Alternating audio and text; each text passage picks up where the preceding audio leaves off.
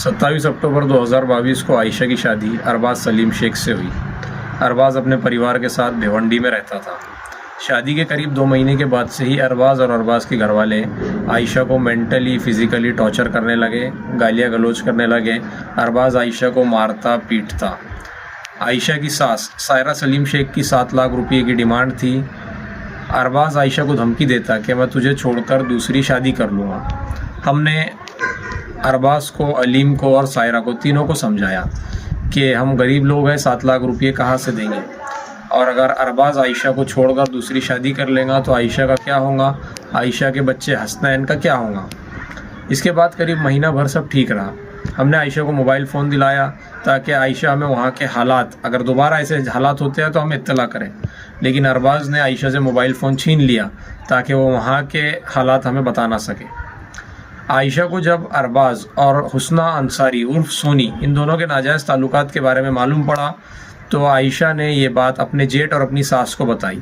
उन दोनों ने अरबाज की साइड लेते हुए कहा कि अगर तूने ये बात तेरे मायके वाले या किसी और को बताई तो हम तुझे और तेरे 14 महीने के बच्चे हसनैन को जान से मार देंगे।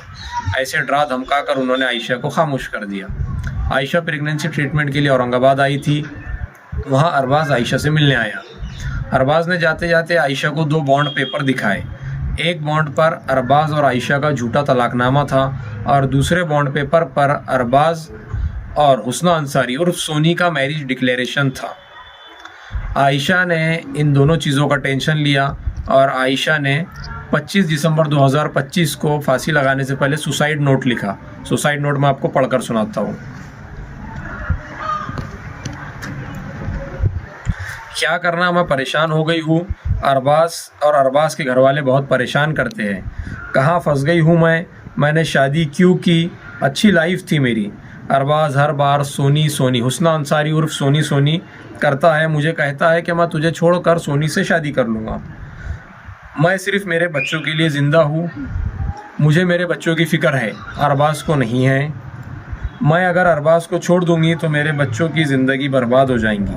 मेरे हालात ऐसे हैं कि मैं किसी को बता भी नहीं सकती। आयशा ने यह सुसाइड नोट लिखा और उसके बाद 25 दिसंबर 2025 को आयशा ने फांसी लगाकर अपनी जान दे दी।